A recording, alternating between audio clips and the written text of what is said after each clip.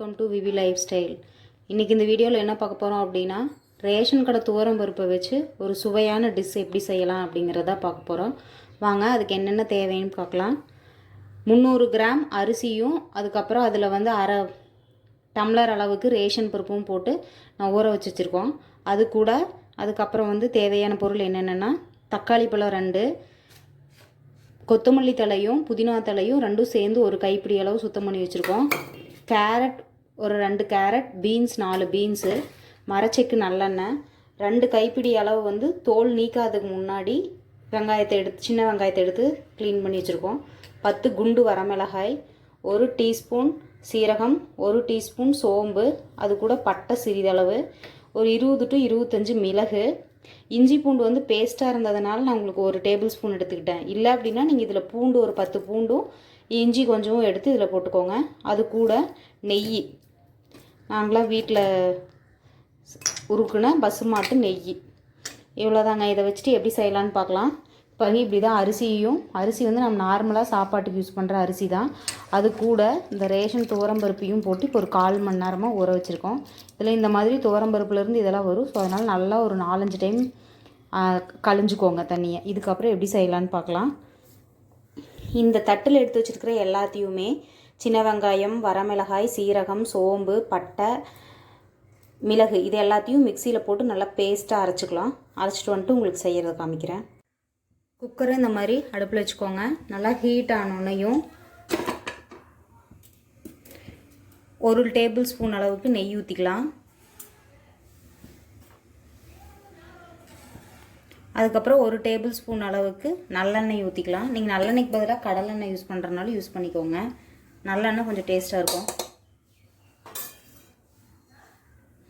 இது நல்லா ஹீட் ஆனோன்னையும் நான் உங்களுக்கு அப்ளையாக காமிச்ச சின்ன வெங்காயம் அந்த இதெல்லாம் அரைச்ச பேஸ்ட் இருக்குது. அந்த பேஸ்ட்டு இதை பாருங்கள், இந்த மாதிரி ஃபைன் பேஸ்ட்டாக அரைச்சிக்கோங்க. இதையே இதுக்கப்புறமா இந்த எண்ணெய் ஹீட் ஆனோடனே உள்ளே ஊற்றிக்கோங்க. நீங்கள் இஞ்சி பூண்டு பேஸ்ட் தனியாக போடுற மாதிரி இருந்துச்சு அப்படின்னா இப்போ போட்டுக்கோங்க. அதுலேயே அரைச்சிருந்தீங்க அப்படின்னா இது தேவையில்லை. இதை போட்டு நல்லா நம்ம ஊற்றின நெய்யும் நல்லெண்ணெயும் நல்லா மேலே திரிஞ்சு வர அளவுக்கு இதை நல்லா வதக்கிக்கணும். அப்போ தான் பச்சை வாசனை போகும்.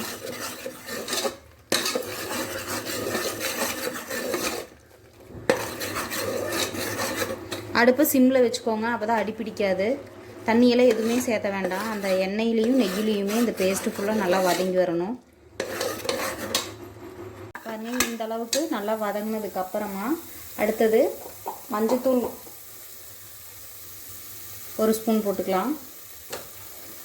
நெய் போட்டு நல்லா மிக்ஸ் பண்ணிக்கோங்க.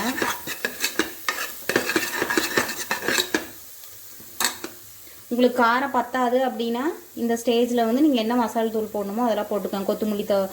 கொத்தமல்லி தூள், சில்லி பவுடர் அந்த மாதிரிலாம் போட்டுக்கோங்க. நாங்கள் அரைச்ச பேஸ்ட்டில் இருக்கிற காரமே போதுங்கனால நான் எதுவும் சேர்த்துல.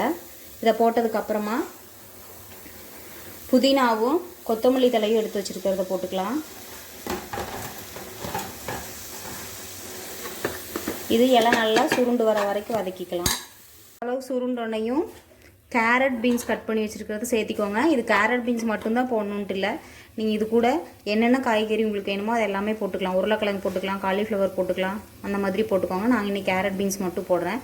இதை போட்டுட்டு ஒரு மிக்ஸ் பண்ணி விட்டோன்னே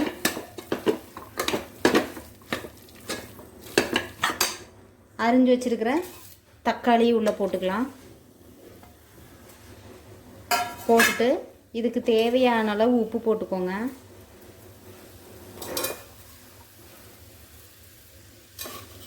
இந்த காய், தக்காளி இதெல்லாம் வதங்கறதுக்கு தேவையான அளவு போட்டுக்கோங்க. போட்டு நல்லா கலந்து விட்டு நல்லா வதக்கணும். தக்காளி ஃபுல்லாக மசிஞ்சு வர அளவுக்கு வதக்கிக்கலாம். இந்த அளவுக்கு உங்களுக்கு தக்காளி, கேரட், பீன்ஸ் எல்லாமே நல்லா வதங்கி வந்ததுக்கப்புறமா அரிசிக்கு தேவையான அளவு தண்ணி ஊற்றிக்கலாம். உங்கள் அரிசிக்கு நீங்கள் நார்மலாக ஒயிட் ரைஸ் வைக்கல என்ன 1 டம்ளர் தண்ணி அளவு ஊற்றுவீங்களோ அதே அளவு ஊற்றிக்கோங்க. நான் வந்து இங்கே நாங்கள் அரிசிக்கு வந்து 1 டம்ளருக்கு 2 டம்ளர் தண்ணி ஊற்றுவேன். இந்த டம்ளரில் தான் இப்போ நான் அரிசி பருப்பு ரெண்டுமே சேர்ந்து 3 டம்ளர் எடுத்திருக்கேன். ஸோ இதுக்கு நான் 6 டம்ளர் தண்ணி ஆல்ரெடி அளந்து வச்சுட்டேன். இதே இப்போ இந்த வதங்கின இதுக்குள்ளே ஊற்றிக்கலாம். இது ஒரு கொதி வந்தோன்னையும் உப்பு இப்போவே அளவு பார்த்துக்கலாம். உப்பு பார்த்துட்டு அரிசி கொட்டி லிட்டை மூடி 3 விசில் விட்டுட்டு ஆஃப் பண்ணோம்னா நம்ம சுவையான ரேஷன் அரிசியில் செஞ்ச பருப்பு சாப்பாடு ரெடி ஆயிடும். இந்த மாதிரி நுரக்கட்டுற ஸ்டேஜில் உங்களுக்கு நான் உப்பு பார்த்தேன், உப்பு கரெக்டாக இருக்குது.